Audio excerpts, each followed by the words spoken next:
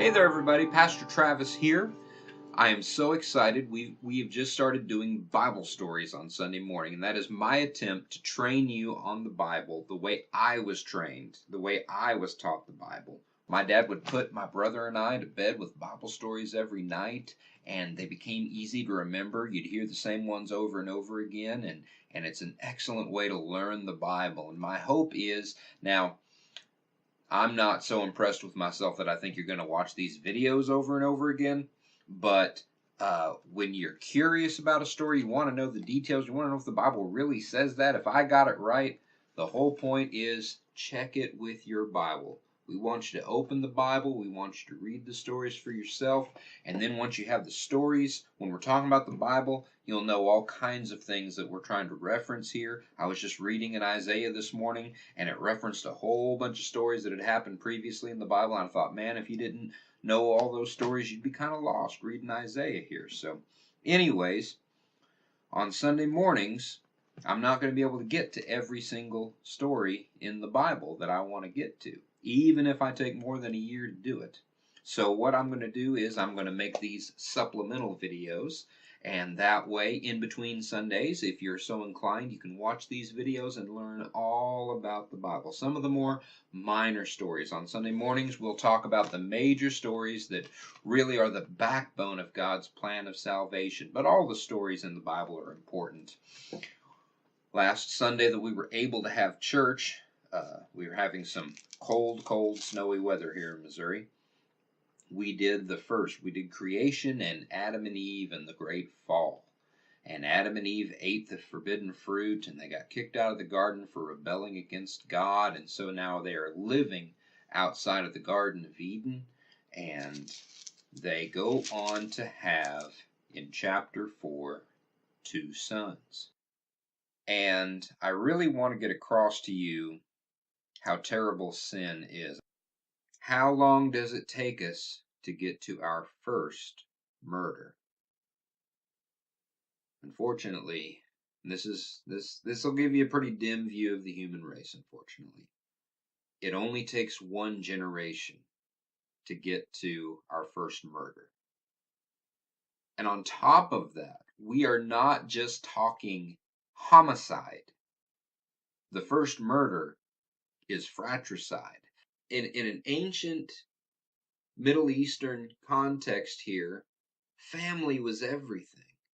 And so I believe that as Genesis was written down, this story probably held a certain poignancy, a certain bite to it, because you're supposed to naturally be able to get along with your brothers and sisters, with your blood brothers and sisters, and they stick with you against the rest of the world. But our first murder, not only does it only happen one generation removed from the first sin, but it is the killing of one's own brother. Now, the story goes that Cain became someone who farmed out of the ground. He worked and tilled the ground, so he was that kind of farmer. And Abel, the younger brother, was a herdsman. And so he didn't mess with crops and he didn't mess with trees. He kept animals. And the time came to sacrifice to the Lord. Now, this is very interesting because we're not going to get rules for what to sacrifice to the Lord and how to sacrifice to the Lord till much later, much later in the time of Moses.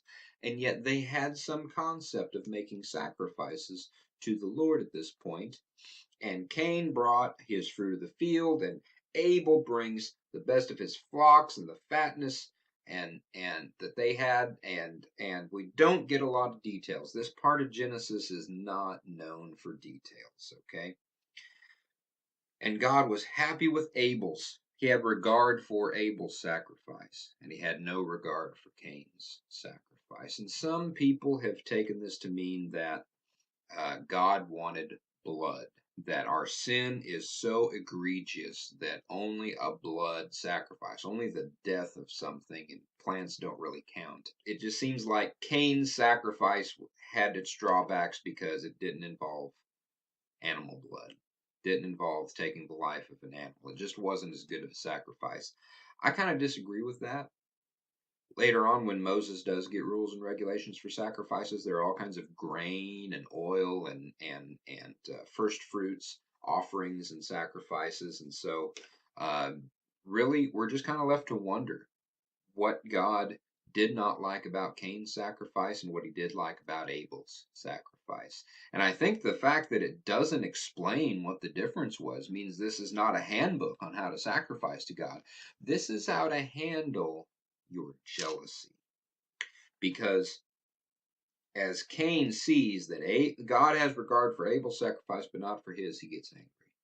He gets jealous. Now, once upon a time, I thought I would study the Bible for prayer. I thought I would study prayer, and I thought, you know where is always a good place to start anything is in the beginning. So I went to Genesis 1:1. And I thought, well, I'm going to have to define prayer. Prayer is talking to God, right? Well, what if I also count whenever God talks to us? So, okay, I'm going to look at through the Bible. I didn't get very far. I got through halfway through Genesis, but it was very interesting to go through that first part of Genesis. And when does God speak and when do we speak to God? And God creates the universe and everything by speaking. And through all of these characters, God comes and he speaks to all of these people first. And something I never noticed. And sometimes when we're told these stories and we kind of think we know them, it's always important. You've got to go to your Bible. You've got to go to your Bible and check it out, because I thought I knew the story of Cain and Abel, but when I got to the story of Cain and Abel, with that in mind, what is it like? What does the Bible really say about us talking to God or God talking to us? God comes to Abel first before anybody's killed anybody. And I guess right after the sacrifice, God turns to Cain and says in chapter 4, starting in verse 6, the Lord said to Cain, why are you angry, and why is your face fallen? If you do well, will you not be accepted? And if you do not do well, sin is crouching at the door. Its desire is for you, but you must rule over it. See, God almost kind of says, why don't you just do better next time? Why don't you just bring what I want you to bring next time? Maybe he didn't bring his best. Maybe he just brought the stuff he didn't want to eat and offered it to God. Maybe there was some kind of attitude in his heart, and God had a talk with him about it. You never know. But God warns Cain here. What does God want to warn you about? God warns Cain that you're angry and your sin is crouching at the door. It's waiting. It's waiting for you. Wants to jump out and pounce on you. Its desire is for you, but you must rule over it. What jealousies, what angers do you have? In Proverbs it says, I believe, and I could be wrong, probably shouldn't put this in a video. I should check all this stuff before I put it in a video. Be angry and do not sin. It's okay to be angry, but it's the sinful results. It's the sinful things we do because we are angry. That's the real problem with anger. We're not going to tell you that you can't feel the way that you feel, but we are going to tell you you're going to be held responsible for the dumb things you do based on how you feel. So be angry, but don't sin. And God warned him, its desires for you, your sin's desires for you, but you must rule over it. The following verse says, Cain spoke to Abel his brother. What'd he say? I don't know. I'm so tired of this part of Genesis being super vague. And when they were in the field, Cain rose up against his brother Abel and killed him. So it sounds like when it says Cain spoke to Abel his brother, he said, hey, let's go out in the field. And wow, premeditated. And he struck his brother, and he killed him. And as the story goes on, I know I have a tendency to drag some things out, so let's just get on with it. The Lord comes to Cain and says, where is Abel, your brother? Cain, in response to God's question, where is your brother? In response to God's question, Cain utters a phrase that lives on in infamy. He utters that question. Am I my brother's keeper? I don't know. Am I in charge of Abel? I don't know where Abel is. I'm not his keeper. I'm not his babysitter. I'm not his boss. I'm not his owner. I'm not, however you want to try to translate that into modern English. I'm not my brother's. Am I my brother's keeper? And of course, the way that Cain's attitude causes that phrase to just hang in the air. The Bible's kind of giving you, it's implying that the answer to that rhetorical question actually is yes, you are your brother's keeper. And so the Lord knows exactly what had happened. He tells Cain, your brother's blood cries out to me from the ground. And he gives Cain kind of a poetic punishment. You're a tiller of the soil, you work the earth, plants grow for you, and you get produce from that.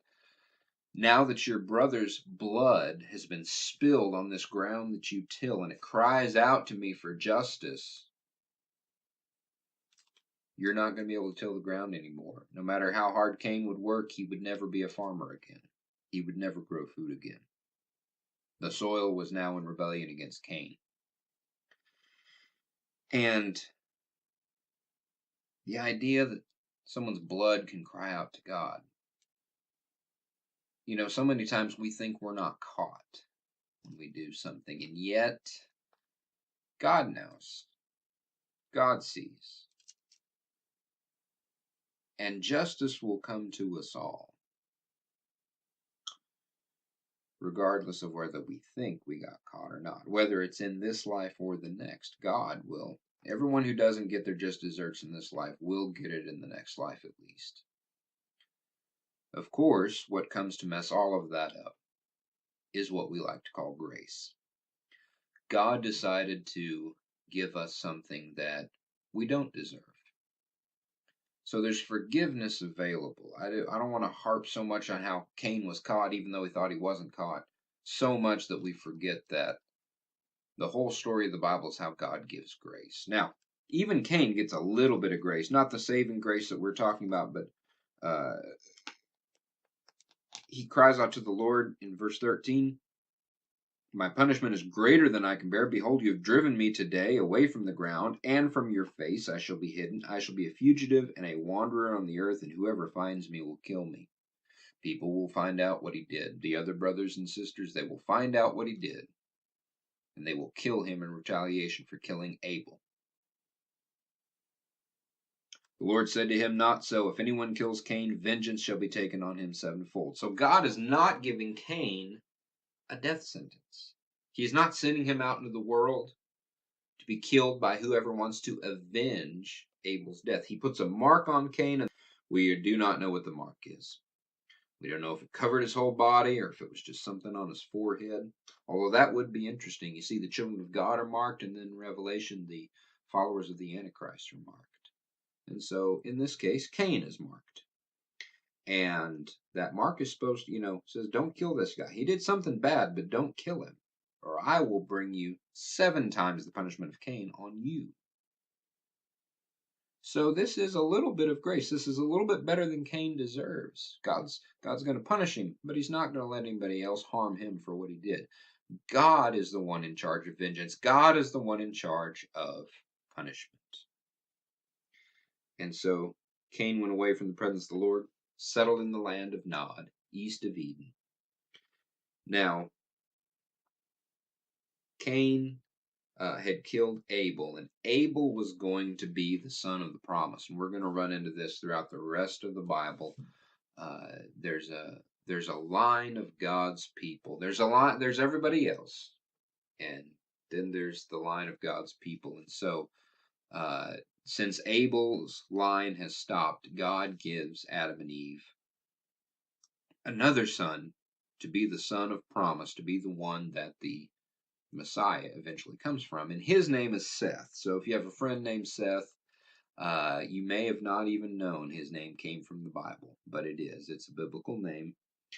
And in verse 25, she bore a son and called his name Seth, for she said, God has appointed for me another offspring instead of Abel, for Cain killed him. And eventually, the chosen man to escape the flood, Noah, will be a descendant of Seth, a direct descendant of Seth. And then, of course, a direct descendant through the Noah's going to have one of his sons named Shem, and he's going to be kind of the chosen line. And about 14 generations later, there's going to be Abraham from Shem's line, and then Abraham's going to have the son of promise Isaac, and Isaac's going to have Jacob, and Jacob's going to have the Judah, the kingly line. There's a whole complicated thing why his older brothers are not don't get to be the special line there, but eventually from Judah comes David. From the house of David eventually comes Jesus. Jesus sits on the throne of his fathers, David, forever. But sin is terrible. It twists mankind into having its first murder within the first generation, and a fratricide at that. But grace and truth come through Jesus Christ. And so there's forgiveness for us all. There's no escaping justice, but if you'll let Jesus take the justice that is meant for you, he's willing to take it, and he's willing to pay for it. So I hope you got something out of this. At least now you know who Cain, Abel, and Seth are, and why it's so important to not go, I'm not my brother's keeper. So I hope maybe we will learn to be our brother's keepers. Thank you. Have a blessed day.